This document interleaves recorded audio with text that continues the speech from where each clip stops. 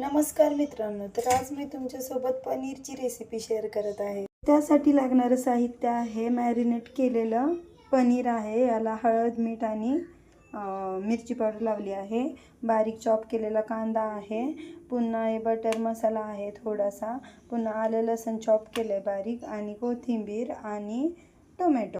आता आपण यात ऑइल टाकून घेऊया। मॅरिनेट केलेलं पनीर ह्यात फ्राय करून घ्यायचं आहे।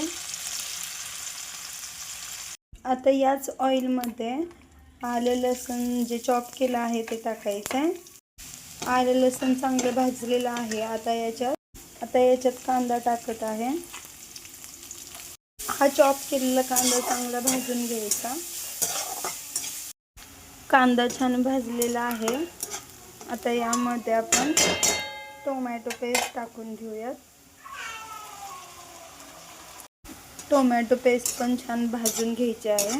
तर टोमॅटो चांगला भाजलेला आहे। आता यामध्ये आपण हे बटर मसाला होता थोडा ते टाकले। मला थोडं स्पाइसी पाहिजे होतं म्हणून मी आता आणखी मिरची पावडर ॲड केलेली आहे।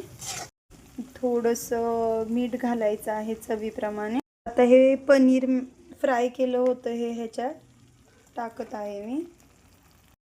हे छान मिक्स करून घ्यायचं। थोडंसं पाणी ॲड करत आहे। तर पनीर छान तयार आहे। आता वरून थोडीशी कोथिंबीर ॲड केली आहे। तर हे पनीर रेडी झालंय। तर मित्रांनो, कशी वाटली तुम्हाला आजची रेसिपी कमेंट करून नक्की सांगा।